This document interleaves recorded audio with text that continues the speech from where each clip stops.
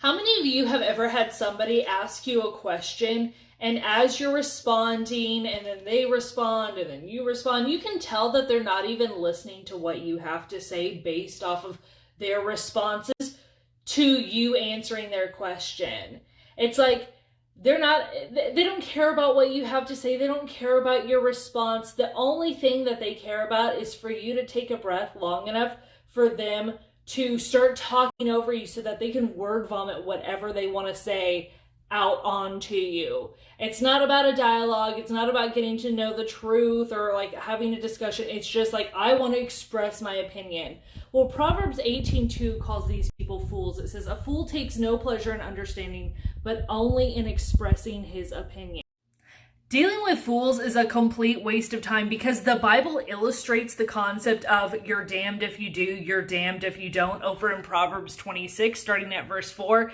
It says, answer not a fool according to his folly, lest you be like him yourself. And then on the flip side, verse 5 says, answer a fool according to his folly, lest he be wise in his own eyes.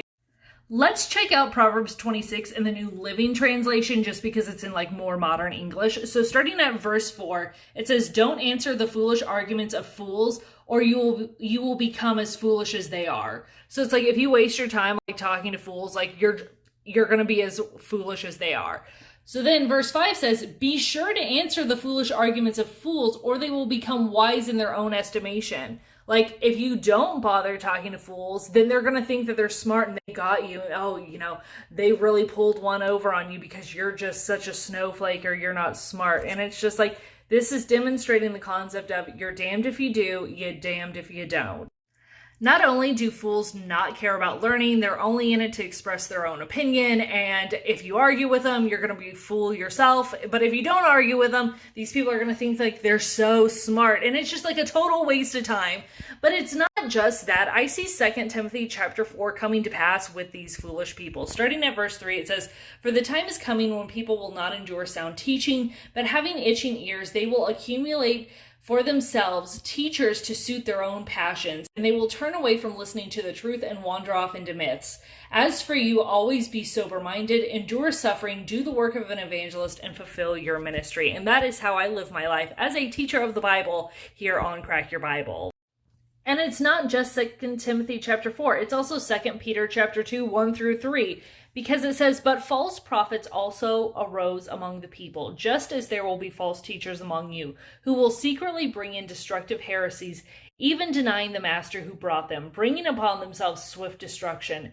And many will follow their sensuality, and because of them, the way of truth will be blasphemed. And in their greed, they will exploit you with false words. Their condemnation from long ago is not idle, and their destruction is not asleep. Honestly, just read all of 2 Peter chapter 2 because these people are greedy. They claim to be, Christians and they're going to church with you and they're at all of these events to praise Jesus, but they're in it for greed. What they're doing is leading unsteady or like weak Christians astray. And we see this. It says, they count it pleasure to revel in the daytime. They are blots and blemishes, reveling in their deceptions while they feast with you. They have eyes full of deceit, insatiable for sin. They entice unsteady souls. They have hearts trained for greed, accursed children. Forsaking the right way, they have gone astray. They have followed the way of Balaam. And Balaam was somebody who sold out the Israelites and showed Israel's enemy how to put a curse on them technically so that they would fail. Like Balaam, these false brethren, they want the destruction of God's people. And even though they can't technically put a curse on them, they know how to get God's children to behave in such a way that they are destroyed through their own behaviors. I have received so much abuse from people who are foolish. They listen to these people who go about the way of Balaam. They want to see the destruction of God's people. They are fools who don't care about learning. They're just here to express their own opinion. You have people where They don't care about the truth. They have gathered around them a many number of teachers who say whatever their itching ears want to hear, who are exploiting them in their greed. And their condemnation was written about long ago, but people are upset about the fact that I've said that, hey, you can't share Jesus if you're dead. And likewise, we don't tell God how to answer our prayers and say, you know what, God, you have to do like some sort of magic trick. It was Jesus himself that dealt with the same type of people who only wanted to see God prove himself through some sort of miraculous sign. And that's not how God answers prayers.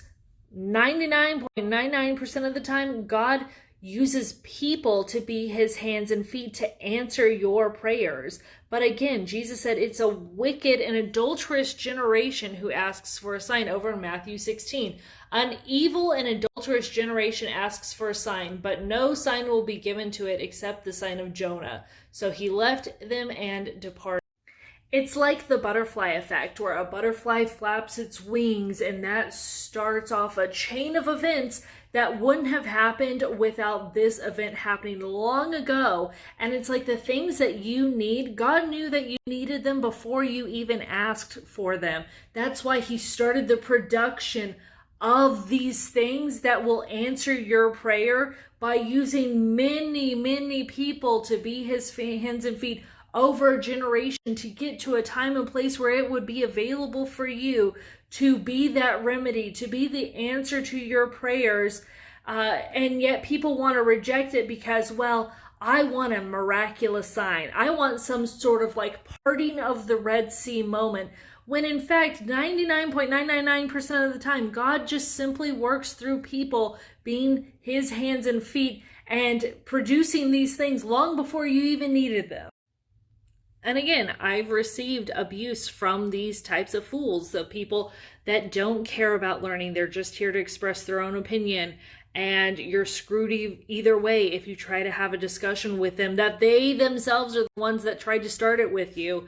And it's because they are just looking for somebody who will say whatever their itching ears want to hear. And that's all they're willing to listen to are the people who are exploiting them in their greed. And you know, this definitely came to a head a couple days ago when I put out my video saying, like, you can't share Jesus once you die. Like, once you're dead, like, you can't go out and minister to people unless somehow you, like, have a channel where you have, like, content that's going to, you know, exist past your death, right?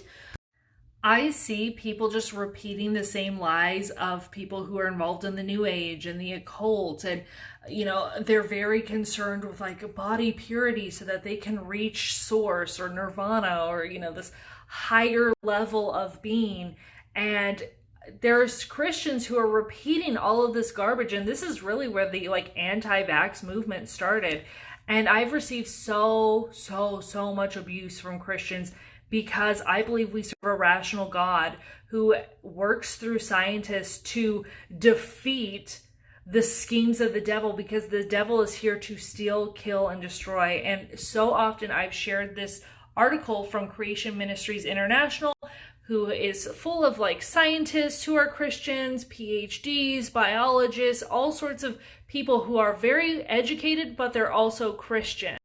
This is why this is my go-to source for sharing information about vaccination with Christians, because this is from a Bible standpoint, and not just a Bible standpoint, but a scientific standpoint as well. And it was published September of 2018, but it's continuously updated as new information comes out. And it was specifically updated like this week. So that's July 26, 2021. And they define things for you. They make it really easy to understand what's going on. And every time I've shared this information with an anti-vaxxer and said, just show me one factually incorrect statement in this article, they refuse. They will try to obfuscate. They will try to change the subject. They will try to ignore it and bring up a counterpoint, but they will never point out something that is factually incorrect with the information that I've shared. Creation Ministries International has done just a wonderful job of breaking all of the information down in very easily digestible bites. And then they have over on the sidebar, they have it all by topic, and you can just go by argument, by argument, by argument, and they break it down for you. And so many people, they don't have a response, and that's why they just try to change the subject, because a lot of people, they have an ego issue, they have a pride issue. Pride goes before destruction, and a haughty spirit before a fall. They don't want to admit that they were duped, so that's why they just hold on to this instead of like, hey, I didn't know. I was doing the best I could with the information that I had, but now that I have new information, I'm going to change my opinion to base it off of the truth, off of facts. This is how science works. If you have ears to hear and eyes to see, then if you care about the truth, then just read through this article, and you can have a notebook next to you, have a pen and paper, and write down questions you have, things that you want to look into more. But for people to call me names and they're very verbally abusive to me, or call me a false teacher because I believe that God gave us the gift of modern medicine, well, if you can't refute this, then you don't actually care about the truth. You're just a fool screaming in the wind, and you're leading people to their deaths, just like Balaam did. You couldn't outright curse God's people, so you went and did it in an alternative way, and I see what you're doing. If you care about the truth, then go through this article and tell me where it is factually incorrect.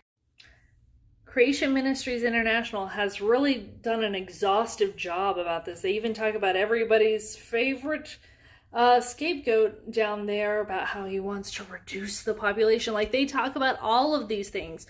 So if you care about research and you want to just get all the facts, then read through this entire thing. And if you don't think that what I'm saying is true, then just point out one part in this information that I'm presenting in this article that is factually and scientifically incorrect. That's all I'm asking for before you start falsely accusing me and calling me names and saying that I'm a false teacher, because have I now become your enemy because I've told you the truth?